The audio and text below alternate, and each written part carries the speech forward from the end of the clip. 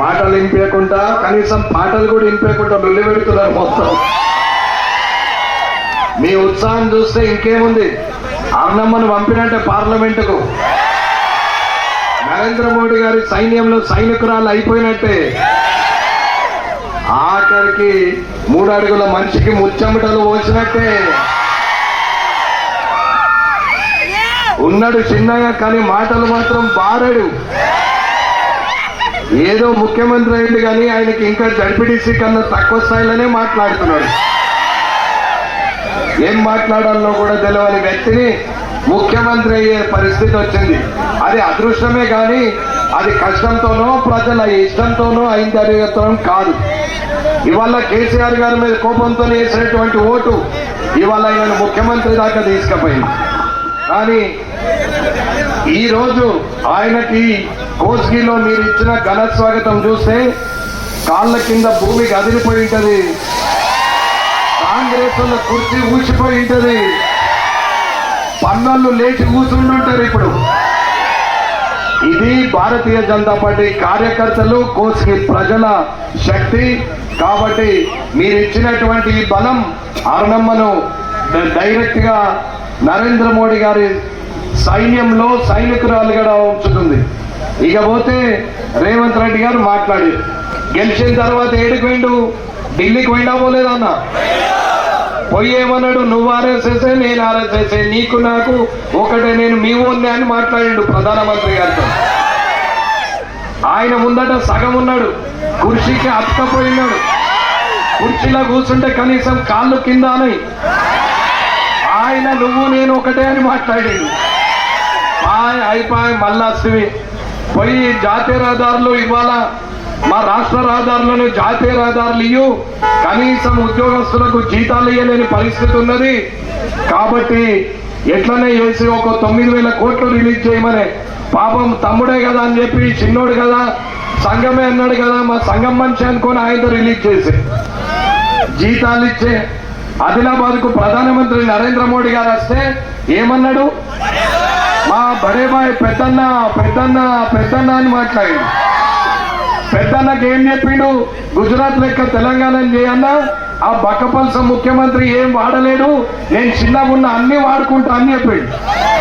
కేంద్ర ప్రభుత్వ పథకాలు వాడుకుంటాం, సహకరించడానికి నరేంద్ర మోడీ గారు సిద్ధంగా ఉన్నారు.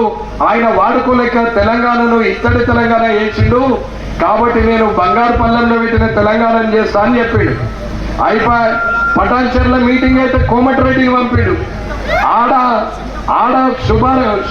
ఏదైతే ప్రారంభోత్సవాలు చేసిరో 1,000 కోట్ల రహదారులు, అక్కడ నిమ్స్ ఎయిమ్స్ అన్నిటి కూడా ప్రారంభోత్సవాలు చేశారు.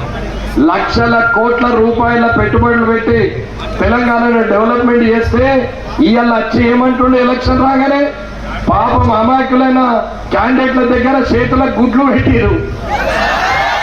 వాళ్ళకు క్యాండిడేట్లకు తెలియదు మాకు గుడ్డే తప్ప ఏమీ లేదురా నాయన, అది కూడా చిన్నగా ఉంటది, అది బాతుగుడ్డో కోడిగుడ్డ అయితే చిన్నగా ఉంటదని నాకైతే తెలియదు, ఆయన ఒక్కడే చూసినట్టుగా. ఇది ముఖ్యమంత్రి గారి మాటలు.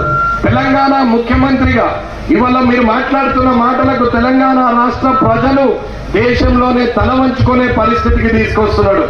అవాకులు చెవాకులు పాల్గొన్నటువంటి పేలినటువంటి పాత ముఖ్యమంత్రిని ఫామ్ హౌస్ లో వండబెడితే ఈయనను ఈ 10 నెలల్లో ఏడవండబట్టాలా?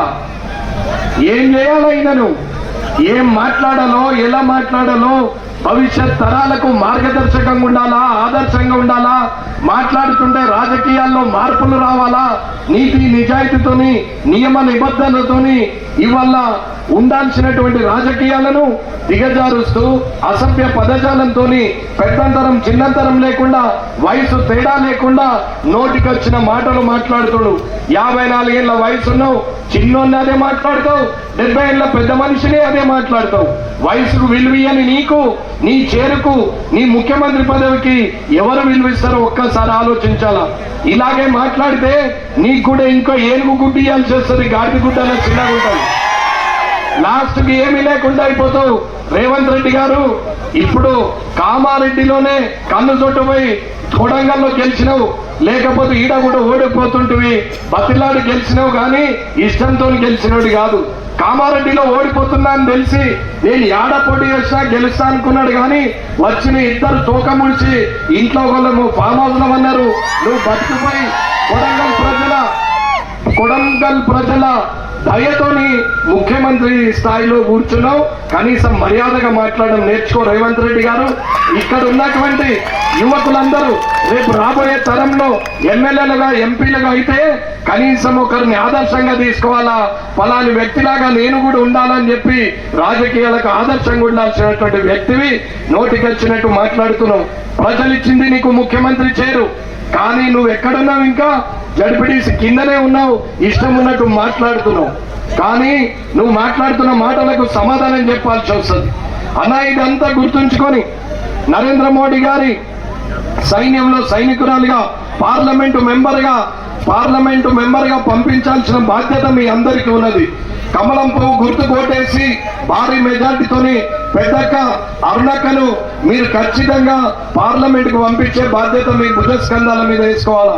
ఇవాళటున్న ఈ ఉత్సాహం 13వ తారీఖు సాయంత్రం పోలింగ్ బూత్ ను మూసే వరకు ఇదే ఉత్సాహంతో ముందుకెళ్లాలని మా అన్నదమ్ములను, అక్కతమ్ములను, పెద్ద మనుషులను అందరినీ, వ్యాపారస్తులను, ఉద్యోగస్తులను, రైతులను, అక్కలను, చెల్లెలను అందరినీ వేడుకుంటూ ఈ అవకాశం ఇచ్చిన మీ అందరికి కూడా ధన్యవాదాలు తెలియజేస్తూ ముగిస్తున్నాను. జై హింద్, జై భారత్.